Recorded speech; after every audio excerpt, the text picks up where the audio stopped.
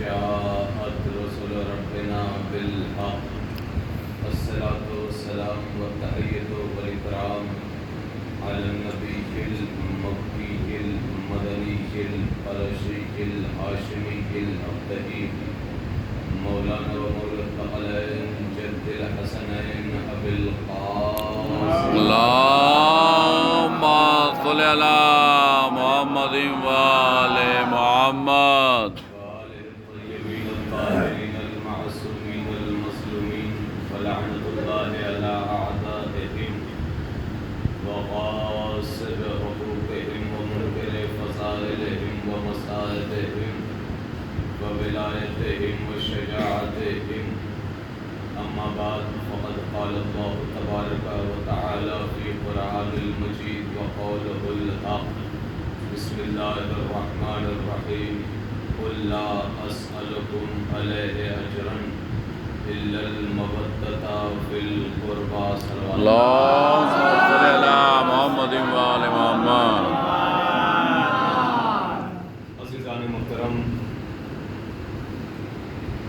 بزرگان تینوں ملت، حاضرین گرامی قدر، عزاداران مظلوم کربلا، آج تو محرم ہے اور شب جمعہ بھی ہے، لہذا کچھ باتیں شب جمعہ کے حوالے سے اور کچھ باتیں جس آیت کو سرنامہ سخن قرار دیا ہے اس آیت پر باقاعدہ طور پر انشاءاللہ آپ 10 دنوں تک سنیں گے. وہ آیت بڑی مشہور و معروف ہے، تمام خطبہ سے، تمام ذاکروں سے، تمام علماء سے آپ حضرات سنتے چلے آ رہے ہیں. آیت کیا ہے؟ قل لا اسألکم علیہ اجرا الا المودۃ فی القربى، کہ یہ اے رسول، اے نبی کہہ دیجئے کہ میں اجر رسالت میں کچھ نہیں چاہتا مگر یہ کہ میرے قرابت داروں سے محبت اختیار کرو، میرے رشتہ داروں سے محبت اختیار کرو.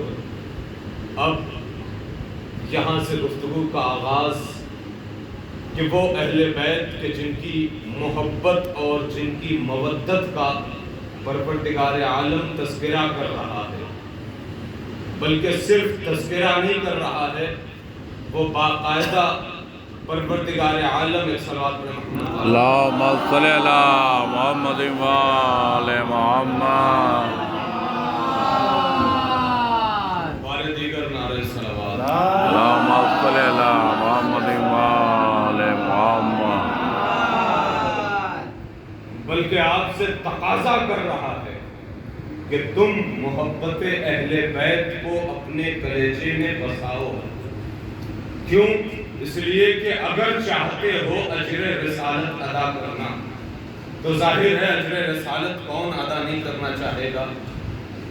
پروردگار عالم جس کا تقاضا کر رہا ہے تو اس کا ظاہر ہے ہر مسلمان پر واجب ہے کہ اس کا حکم بجا لائے. لہذا اسی اہل بیت کے حوالے سے میں گفتگو کرنا چاہتا ہوں کہ جس کی محبت اللہ نے طلب کی ہے، اللہ نے مانگی ہے. اس اہل بیت کی محبت، اس رسول کے قرابت داروں کی محبت اللہ نے مانگی ہے. وہ کون ہے اہل بیت؟ میں پہلے اس رسول کا تذکرہ کر دوں کہ جس رسول کو ذریعہ بنایا ہے اللہ نے. ظاہر ہے ہم اور آپ سے ڈائریکٹ تو کہا نہیں کہ تم محبت اہل بیت انجام دو، نہیں، اپنے حبیب کو آواز دے رہا ہے. وہ کیا کہہ رہا ہے؟ اے رسول کہہ دو کہ اجر رسالت میں محبت اہل بیت چاہیے. اب اس رسول کا ذرا تذکرہ سن لیں، اس کے بعد پھر میں اس محبت کے حوالے سے گفتگو کروں. اس رسول کے حوالے سے حدیث قدسی میں اللہ نے کہا لولا کلمہ خلقت الافلاق، لولا کلمہ خلقت الافلاق، کہ اگر محمد کو پیدا کرنا مقصود نہ ہوتا تو اس کائنات کو خلق ہی نہ کرتا۔ واہ واہ واہ، بے شک بے شک۔ دیکھیں محبت کا تذکرہ اللہ نے اہل بیت کا کیا ہے، لیکن ذریعہ رسول کو بنایا ہے۔ اب جب ذریعہ محکم ہوگا، ذریعہ مضبوط ہوگا، تبھی اس کا نتیجہ مکمل ہوگا۔ لہذا جس ذریعے سے پیغام آیا ہے وہ ذریعہ سن لیں۔ کیا کہا رسول کے بارے میں؟ لولا کا لما خلقت الافلاق، کہ اے رسول اگر آپ کو خلق کرنا مقصود نہ ہوتا تو میں کائنات کو خلق نہ کرتا۔ پروردگار عالم نے کائنات میں کیا کچھ نہیں خلق کیا ہے۔ پروردگار عالم نے اگر آسمان کا شامیانہ بنایا، پروردگار عالم نے اگر زمین کا فرش بچھایا، پروردگار عالم نے اگر کائنات میں چرند اور پرند کو بھیجا، اگر کائنات میں دریا و پہاڑ کو بنایا، اگر کائنات میں جن و انسان کو خلق کیا، سب کے سب محمد کے صدقے میں، سب کے سب محمد کے صدقے میں۔ اس کا مطلب یہ ہے کہ کائنات کا ذرہ ذرہ محمد کے صدقے میں پیدا ہوا۔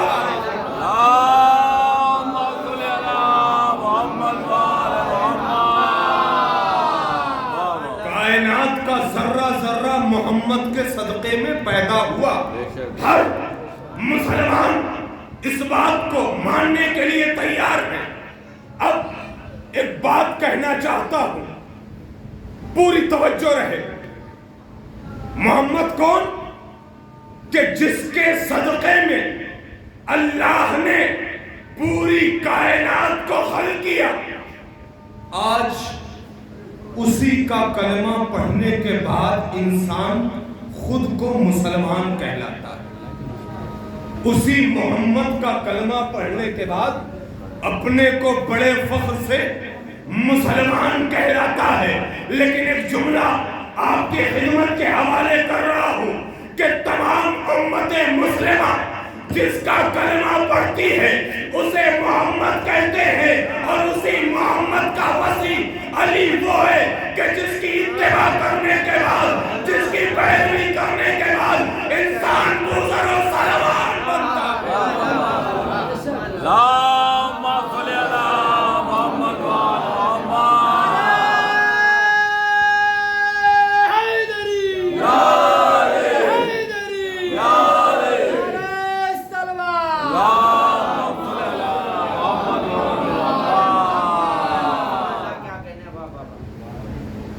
محمد کا وصی اور ولی وہ ہے کہ جس کی اتباع کرنے کے بعد، جس کی پیروی کرنے کے بعد انسان بزر و سلمان کی منزلیں طے کرتا ہے۔ اور یہی وہ افراد ہیں کہ جو قُلْ لَا أَسْأَلُكُمْ عَلَيْهِ أَجْرًا إِلَّا الْمَوَدَّةَ فِي الْقُرْبَى، محبت قربہ میں سرشار ہیں،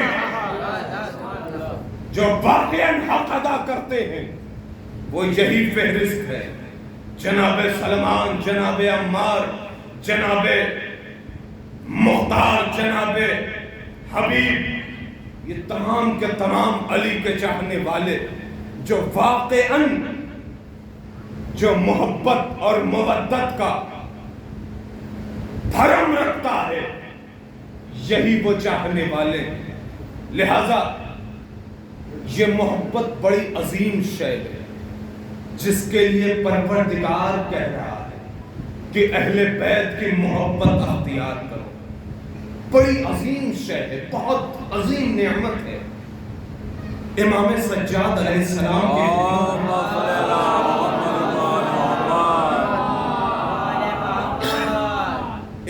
واپس آیا اور آنے کے بعد کہتا ہے مولا میں بھوکا ہوں، میں غریب ہوں، میں نادار ہوں، میں ناچار ہوں، میں نادان ہوں، میرے پاس کھانے کے لیے کچھ نہیں ہے، لہذا مجھے کچھ عطا کر دیجیے۔ امام سجاد نے جملہ کہا میں تمہیں دولت دینے کے لیے تیار ہوں، میں تمہیں ساری نعمتیں عطا کرنے کے لیے تیار ہوں، لیکن ایک شرط ہے۔ دیکھیے جملہ اس لیے آپ کے سماعتوں کے نظر کر رہا ہوں کہ محبت اہل بیت کی عظمت کیا ہے، بلندی کیا ہے، رفعت کیا ہے، مرتبہ کیا ہے، اسے سمجھیں۔ کیا ہے مرتبہ محبت اہل بیت کا؟ ہم جو ہر وقت دم بھرتے پھرتے ہیں کہ ہم محبت اہل بیت رکھتے ہیں، یہ صرف زبانی نہیں ہے، بلکہ اگر کسی کے دل میں واقعاً علی کی محبت رسوخ کر جائے تو وہ دنیا میں تو کیا آخرت کی کامیابی اس کے قدم چومتے ہوئے نظر آتی ہے۔ لہذا امام سجاد نے اس سے جملہ کہا میں سب کچھ دینے کے لیے تیار ہوں، ایک شرط ہے۔ کہا وہ شرط کیا ہے؟ کہا تمہیں دولت چاہیے، تمہیں نعمت چاہیے، تمہیں تخت و تاج چاہیے، تمہیں جو کچھ بھی چاہیے میں سب دوں گا، ایک شرط ہے ہماری محبت لوٹا دو، ہماری محبت لوٹا دو۔ یہ کون کہہ رہا ہے؟ چوتھے امام کہہ رہے ہیں، امام زین العابدین علیہ السلام، ہماری محبت لوٹا دو۔ جیسے ہی اس نے امام کا جملہ سنا، کہا مولا آپ کی ولایت، آپ کی محبت ہمارے کلیجے میں ہے، ہم اسے واپس نہیں کر سکتے۔ مولا نے کہا کیوں؟ تمہیں تو دولت چاہیے نا؟ کہا ہاں دولت تو چاہیے لیکن محبت کے عوض نہیں، محبت کے عوض میں نہیں چاہیے۔ اب وہ شخص کہتا ہے مولا ہم غریب رہ لیں گے، ہم بھوکے رہ لیں گے، لیکن آپ کی محبت کو واپس نہیں کریں گے، آپ کی محبت کو اپنے کلیجے سے نکال نہیں سکتے۔ اس کا مطلب یہ ہے، جملے پہ توجہ، اس کا مطلب یہ ہے کہ اہل بیت کی محبت اس بلندی کا نام ہے کہ جس بلندی پہ کائنات کی حکومتیں بھی نہیں آ سکتی،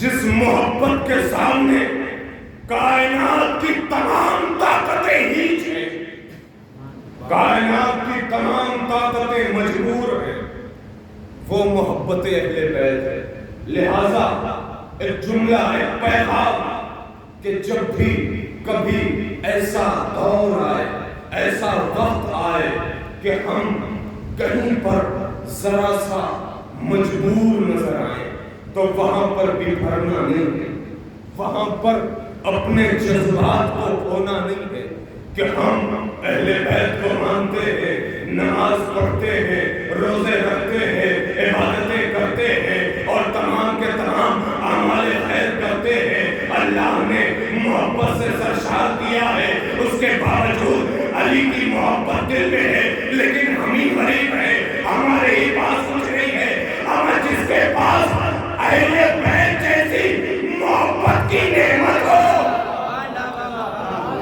اسے یہ دنیاوی نعمت کی ضرورت نہیں، لیکن اگر اللہ عطا بھی کر دے تو پھر اس کا بھرم رکھنا ضروری ہے۔ ایسا نہ ہو کہ دولت آنے کے بعد غرور آ جائے، ایسا نہ ہو کہ دولت آنے کے بعد اکڑ جاؤ۔ یہ امتحان ہے اللہ کی بارگاہ میں۔ اگر کسی سے پیسے دولت لے کر آزما رہا ہے تو کسی کو دولت دے کر آزما رہا ہے۔ لہذا ہر شخص اہل بیت کی بارگاہ میں جواب دے دے، کوئی بھی ہو، بغیر کسی مستثنا کے، اللہ کی بارگاہ میں جواب دے.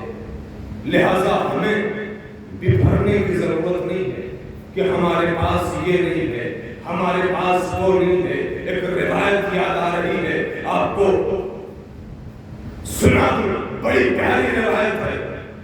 امام فرماتے ہیں کہ 3 کیٹیگریز ہیں جو ہماری دعائیں قبول نہیں ہوتی. ہم اور آپ بڑی جلدی کہنے لگتے ہیں کہ بھائی سب کچھ ہمارے پاس ہے، عبادت کرتے ہیں، محبت ہے، اپنے اہل و عیال کا بڑا خیال رکھتے ہیں، پڑوسیوں کا خیال رکھتے ہیں، اس کے باوجود ہماری دعائیں قبول نہیں ہوتی. آخر وجہ کیا ہے؟ سبب کیا ہے؟ ریزن کیا ہے؟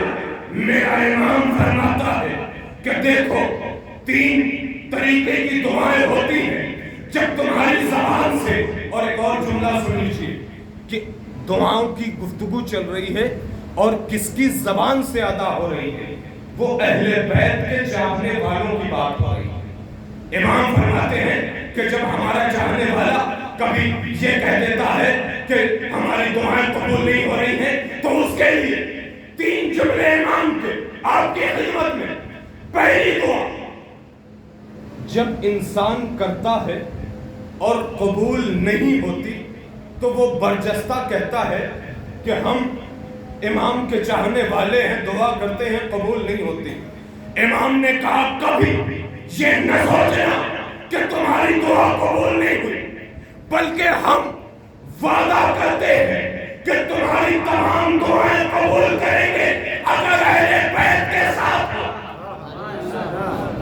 لیکن دیکھو اگر تمہاری دعائیں قبول نہیں ہو رہی ہیں تو 3 طریقے ہیں. پہلا یہ کہ تمہاری پہلی دعا جو تم کرتے ہو تو وہ یا تو کبھی کبھی فوراً قبول ہو جاتی ہے. ظاہر سی بات ہے بہت سارے ایسے اوقات ہوتے ہیں کہ ہم دل سے گڑ گڑا کر اور ہاتھ کو بلند کرتے ہیں بارگاہ الہی میں اور پروردگار عالم، اس میں کوئی اولیاء اوصیاء کی شرط نہیں ہے، گڑ گڑا کر عام آدمی بھی آنکھوں کو اشکبار کر کے جو اس کی حاجتوں کے اوقات بتائے گئے ہیں، اذان کے وقت، بارش کے وقت، مصائب کے وقت، یہ تمام کے تمام اوقات میں جب دعائیں کی جائیں اور وہ بھی اشکبار ہو کے گڑ گڑا کر اللہ کی بارگاہ میں، تو دعائیں قبول ہوتی ہیں. لیکن اگر وہ وقت پر قبول نہ ہو تو کبھی یہ نہ کہنا کہ ہماری دعا رد ہو گئی. مومن کی دعا کبھی رد نہیں ہوتی، مومن کی دعا کبھی غیر مستجاب نہیں ہوتی، ہمیشہ مستجاب ہوتی ہے.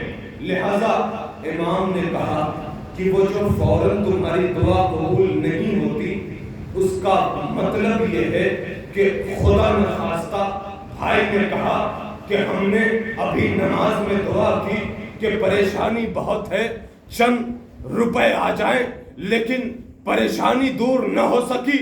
تو امام کا جملہ سنیں کہ امام نے کہا کہ اگر تمہاری دعا بر وقت پوری نہیں ہوئی تو تم یقین کرو کہ اس دعا تمہیں اجر قیامت میں عطا ہوگی.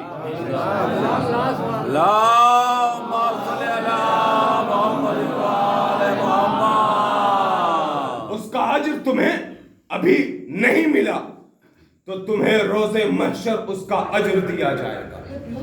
پھر دوسری جو بات کہی امام نے کیا خوب کہی، کہا اگر ہماری محبت کو دل میں رکھتے ہوئے دعا کر رہے ہو تو تم یہ سمجھو کہ ہم نے دعا کی کہ ہمارا اتنے کا فائدہ ہو جائے، لیکن اس جملے پر توجہ رکھے، ہمارا اس چیز کا فائدہ ہو جائے، یہ کام ہو جائے، یہ جاب لگ جائے، لیکن وہ فوراً نہیں ہو سکا، فوراً نہیں ہو سکا.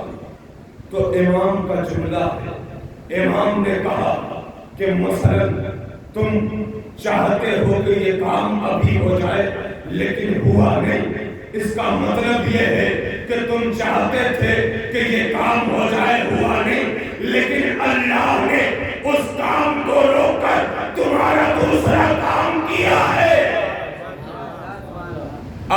یہاں پر بات مکمل نہیں ہوئی، کون سا دوسرا کام کیا؟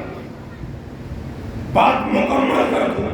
امام نے کہا دوسرا کام کیا ہے اس چیز کو روک کر، تو جب اس چیز کو روکا ہے تو دوسرا کام کیا کیا ہے؟ امام نے کہا تم سفر پہ جا رہے ہو، ایسا ایکسیڈنٹ ہونے والا ہے جس سے تمہیں پیسہ خرچ ہونے والا ہے، اللہ نے اس سے روک لیا ہے، اللہ نے اس چیز سے روک لیا ہے کہ جو تم پر اور مصیبتیں آنے والی۔ لہذا کبھی بھی ہماری زبان سے یہ ادا نہیں ہونا چاہیے کہ ہماری دعا قبول نہیں ہوتی، ہمیشہ ہماری دعائیں قبول ہوتی ہیں۔ یہ اور بات ہے کہ فوراً نہ قبول ہو۔ لہذا آج شب جمعہ ہے، آج شب دعا ہے، آج شب مغفرت ہے، آج شب جمعہ کی ایسی فضیلت ہے کہ اگر آج دعائیں مانگیں تو ضرور پوری ہوگی۔ اب آپ والدہ سے کہیں کہ ہمارے لیے دعائیں کریں، آپ اگر والدہ نہیں ہیں تو ان کی قبر پر جا کر فاتحہ پڑھ کے کہیں کہ ہمارے لیے سفارش کریں، وہ دعائیں کریں گی۔ روایت کے جملے بیان کر رہا ہوں، یہ سب وہ مقامات ہیں کہ جہاں پر دعائیں جلد مستجاب ہوتی ہیں۔ اور ایک اور جملہ کہہ دوں اس کے بعد اپنی بات پر آؤں کہ کبھی بھی اگر ایسا لگے کہ ہماری دعائیں قبول نہیں ہوتی تو اہل بیت کا واسطہ ہے، جناب ام البنین کا واسطہ ہے، جناب ابو الفضل عباس کا واسطہ ہے، اور اپنے مرحومین کا واسطہ ہے۔ مرحومین کوئی عام نہیں ہے، چاہے وہ ہمارے اور آپ کے گھر کے کوئی بھی ماں باپ ہو۔ لہذا بڑی فضیلت ہے اور بڑی تاکید کی گئی ہے کہ شب جمعہ آپ اپنے مرحومین کی قبر پہ جایا کریں، اس لیے کہ جب مرحومین کی قبر پر جائیں گے تو وہ آپ کے لیے دعا کریں گے۔ پتہ ہے امام نے کیا فرمایا؟